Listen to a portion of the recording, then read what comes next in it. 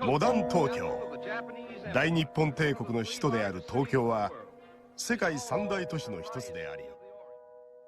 嗨，大家好，在开始讲今天的故事之前，让我先来问大家一个问题：你们都是靠什么来了解一个人的呢？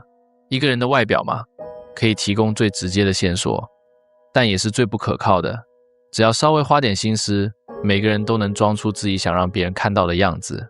你有没有想过，透过一个人的消费记录，反而能真正了解他的人生呢？像单身男子会买冷冻食品和与兴趣相关的东西，女性则会买可爱的小物跟化妆品，家庭主妇会买料理工具跟收纳柜之类的东西。毕竟在现代社会，没有人能逃得过资本主义的影响。要真正了解一个人，说不定从他的购物清单就能看出来了。接下来请大家一起来看看这7张收据。这些看上去应该只是些稀疏平常的物品，对吧？然而事实上，这是某名女性在发生某些恐怖的事后留下的购物收据。今天我们就凭这些购物清单来看看故事里的女性有着怎样的心理转变吧。看到最后，说不定你会发现，最黑暗的事从来不在巷子里，它就藏在发票上，藏在购物车里，藏在我们每天经过的货架之间。那么，就让我们开始今天的节目吧。3月19日，星期三，买了鸡蛋三文治、绿茶、特大垃圾袋、漂白水、手套、折叠锯、铁锤、大宝冷剂和除臭喷雾。这名叫脚骨月子的女性的第一张收据是从周三开始的，买了鸡蛋三文治。这位根本是三文治界的王者呢，便宜又大块，饱足感十足，简直是人类的救星。除了吃的，其他都在买清洁跟工具耶，是在大扫除吗？总觉得哪里怪怪的。不过你说的也没错，像垃圾袋、漂白水那些，真的就是平常打扫会用到的东西。可是加一只折叠锯，感觉就不太像是普通打扫而已。硬要说的话，只有折叠锯比较少见，但也会有用到的场合，例如 DIY 家具什么的，好像也有可能啦。不过如果只买锯仔，其他家具没买，这样还是怪怪的。他该不会是在处理啥巨型的东西吧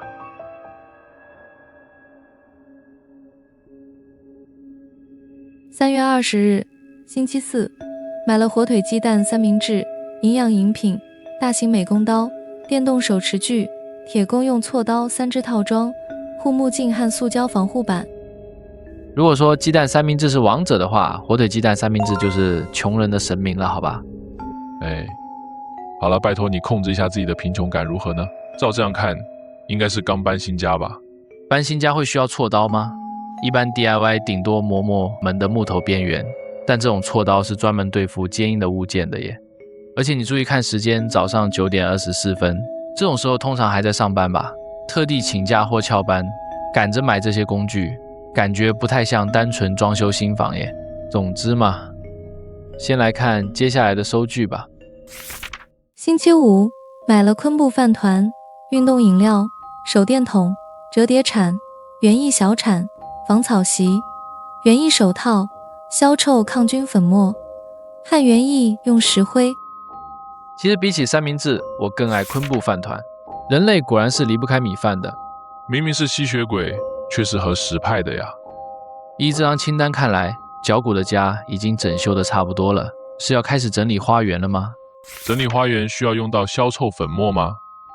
那种东西通常是用在有异味或容易滋生细菌的地方吧。而且一次买2种铲子，一个是能折叠便于携带的，另一个是细部作业用。这组合太刻意了，不像普通种花，反而比较像是要在地上开个很大的洞呢。加上昨天买的电锯和铁工锉刀，这人与其说在整修，不如说更像在系统性的处理某些特定的东西呢。只是你想多了吧。星期六，买了迷你气泡酒、鸭烟熏肉、起司条、橄榄掰茄干小拼盘、黑巧克力、咸仔及冲味噌汤，最后还有纸杯。今天买的都是一堆好吃的东西呢，看来房子整理的差不多了，终于可以轻松一下。不过我看这边觉得怪怪的，一般情况下，整理房子这种事起码要1周吧，修整花园更是漫长的工作，哪有这么快就完工的呢？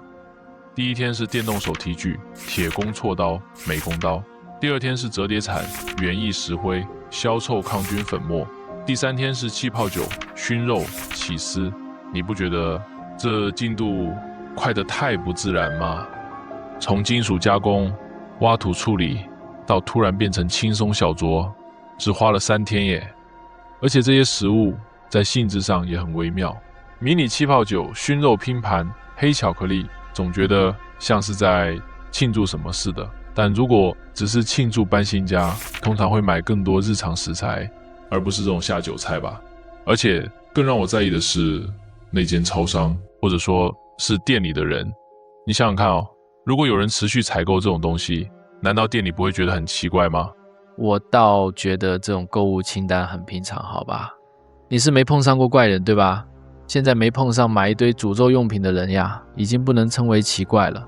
超商里会有诅咒用品在卖吗？这个嘛，我们再来看一下脚骨，接下来买的东西吧。老实说，那也不太像是超商会有的东西吧。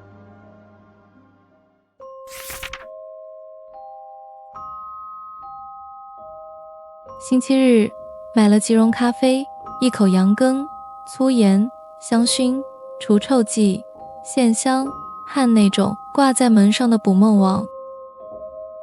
等等，挂门上的捕梦网是啥东西？你家里没用过这种东西吗？就是现在图中显示的串珠门帘。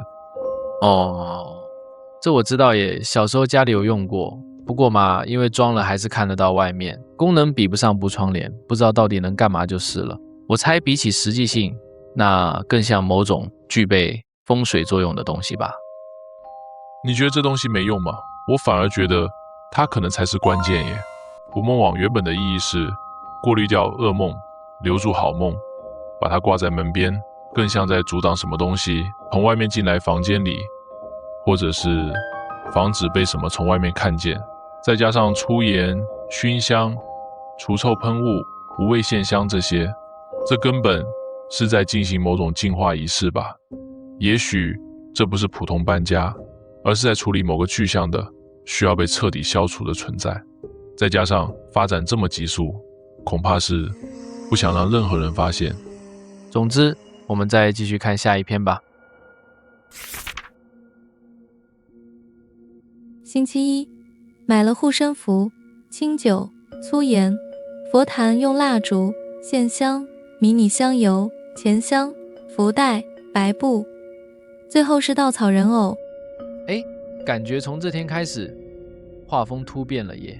这堆东西嘛，看起来全都是为了除灵准备的，超像路人超能里边那个灵幻师傅会拿来骗人的道具耶。而且居然连香油、钱香都准备了。我觉得家中有个普通佛坛还可以理解，但连钱香都有，就感觉有点夸张了。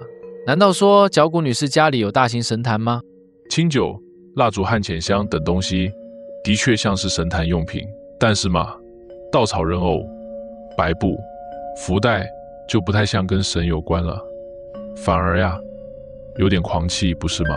你是想到什么了吗？我觉得呀，那根本是传统替身仪式中会用到的东西。而且你注意到没，这件事有个更奇怪的地方。总之，我们先看下一张收据如何。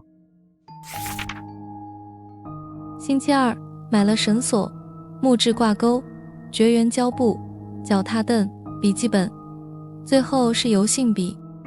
这张就是脚骨最后留下的收据了。这一看就有点不太对劲，是吧？特别是绳子挂钩和脚踏凳，明显是有不好的用途呢。不过，黑色绝缘胶布是要用来干嘛的呢？绝缘胶布粘性强，不容易留下痕迹，而黑色能完全遮光，用于固定封口或缠绕某些物件，例如封住窗户之类，也有可能是封起嘴巴，防止发出声音。而绳索和挂钩很可能是为了在天花板上安装绳子用的，脚踏凳则是为了够到某个高度，所以脚骨买这些东西应该只为了一件事，就是为了上吊，对吧？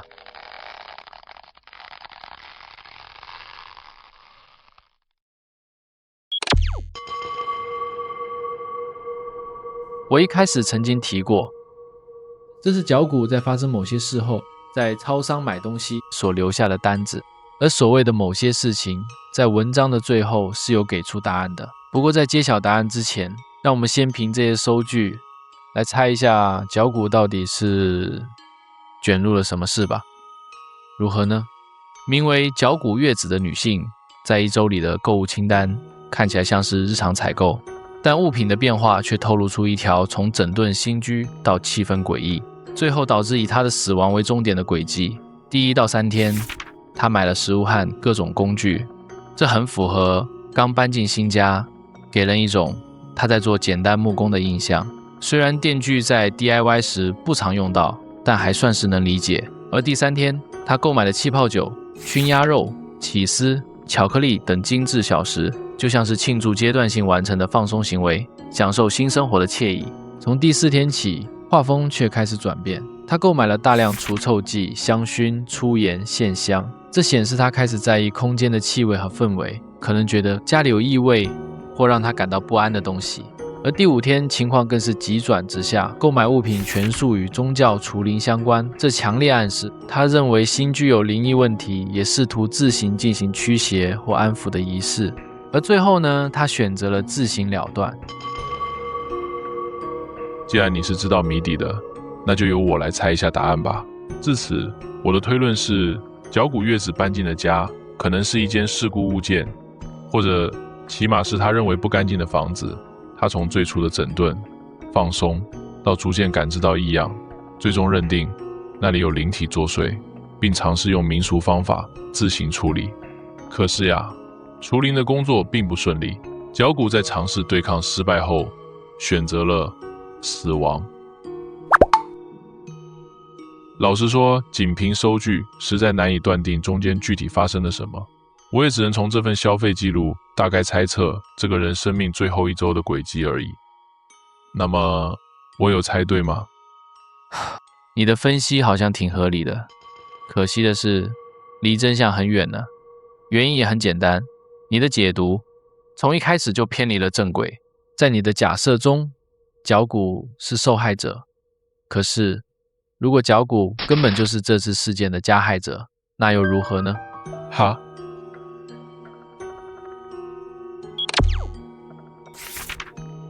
？2025年4月12日，地板下发现身份不明的尸体，一名女性的尸体在东京都内一栋住宅被发现，在其住处地板下也找到一具严重损毁的男性尸体。目前，警视厅正针对事件经过展开调查。这栋民宅位在东京都某区。这个月9号，附近邻居报案说，好几天没看到屋主了。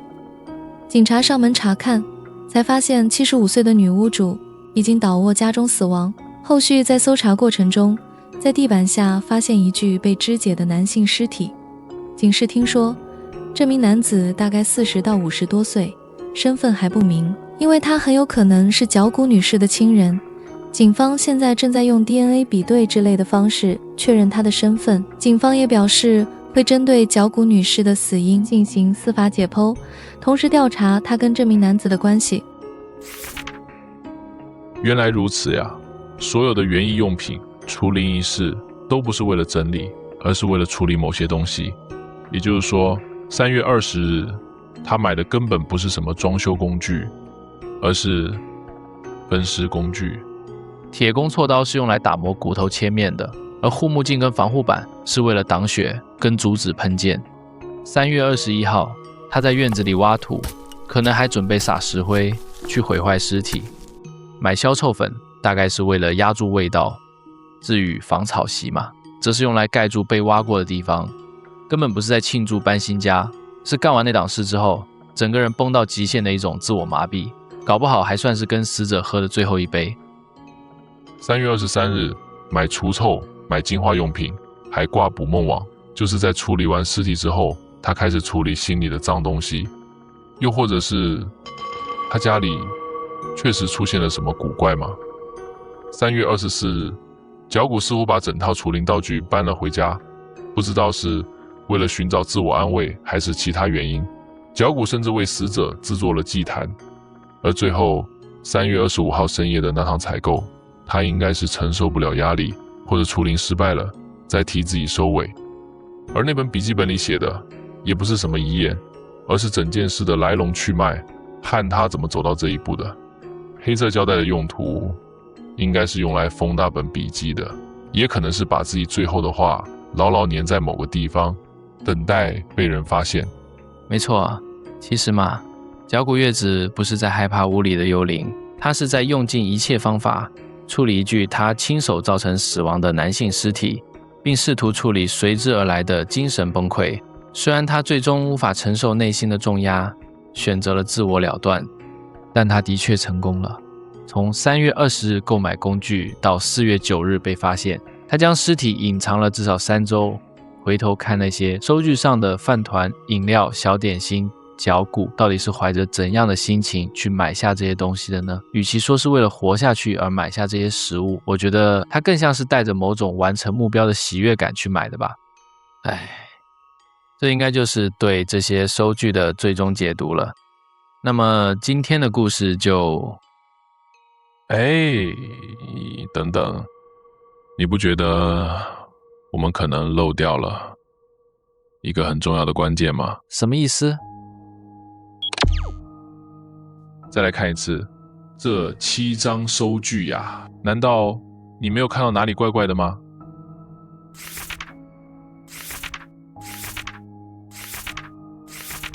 我是没看出太奇怪的地方耶。值班这一栏真的很可疑呢。连续6天，同一个收银员，同一个收银机，一个便利商店店员会对客人每天购买这些越来越诡异的商品毫无反应吗？这名叫冈村的店员真的只是一名观察者吗？我猜是的吧。我若做店员，大概也不太想去插足客人的鸟事。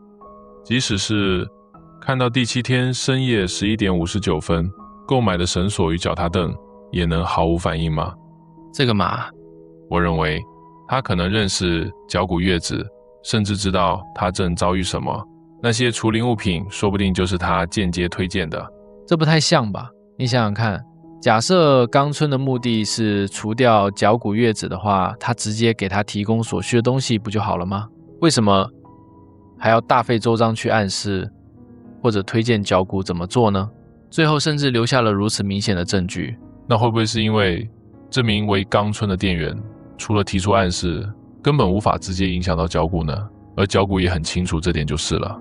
虽然他犯下了杀人罪，但也许那并不完全出自他本意，而是受到某些东西影响而做出的行为。这些收据本身就是角谷月子留下的讯息。他刻意累积这些充满暗示的商品组合，因为他知道收据会有编号、时间、店员代码。利用这些收据的话，他就能写一封无法直接说出口的求救信。至于嘛，角谷在这件事中到底是加害者还是被害者呢？答案应该只有他本人会知道了吧。只是我认为街角的超商必然跟角谷的死有关，角谷也有可能是在跟这名名为冈川的店员交流后，才产生了杀人和寻死的念头。如果事实真的如你所讲，为什么角谷非得一直照这名店员所说的去做呢？即使一开始是被人教唆去杀人，但总不可能一直受他控制吧？我问你哦，你有听过魔鬼交易这种说法吗？在我看来，角谷应该是为了某种目的，把家人的命卖给了恶魔。从那之后，他就只能听恶魔的话了。除此之外，还要想办法处理那具尸体。虽然不知道他到底从恶魔那里换到什么，但到最后，他大概也发现自己做了无法挽回的事。又或者呢，他是真的在家里看见那些被献祭的家人的鬼魂，所以才选择用死来摆脱恶魔的控制。你是想说那个叫冈川的店员就是恶魔哦？你这也太中二了吧。现实中最好是能随便就跟恶魔签什么契约啦，大部分时候人家说的卡到阴，其实根本就是自己心里有鬼而已，更不用说能随随便便找一只恶魔来签约。我反倒觉得那位便利商店的店员哦，与其说他是恶魔，不如说他是不是已经连续上班7天，累到根本不想理客人比较合理吧。毕竟日本也是个天天有人在过劳的社会啊。哦，听起来你是不相信的那种人就对了。我呢，就算是骗自己，也想要去相信有神明和恶魔的存在。是因为中二病吗？你看哦，就算有很多朋友和家人，人类还是没法摆脱孤独感的。那是因为人跟人的内心本来就很难真的连接在一起的。如果这世界上真的有像神鬼之类的东西，能够看透自己的内心，然后就那样住在心里的某个角落的话，对我来说反而会有一种安心的感觉呢。讲到底，那只是你自己一厢情愿的幻想而已啦。那在以后的节目里，我们就找机会聊聊看，人是怎么在不知不觉间踩进恶魔的地盘里的吧。看完之后，说不定你和大家都会相信恶魔是真实存在的呢。这样大家自己判断恶魔到底存不存在吧。好呀，不过下次的节目就让我来说说某所校园的事吧。是要说校园诅咒吗？似乎并不是那样的，但可能是有点不太好的事发生过吧。好，那我就拭目以待了。今天就到此为止了，我们下次见，拜拜。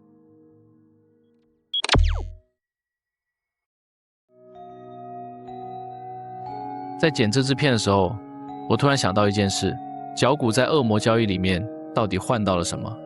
你还记得他3月24号买的那个稻草人偶吗？那种人偶啊，在诅咒仪式里面可以拿来当替身用。不过其实人偶还有一个用处，就是当作灵魂的容器。那脚骨原本是想把谁的灵魂放进去呢？而那个灵魂原本的宿主也有一具身体吧？那具身体会不会就是脚骨原本的目标呢？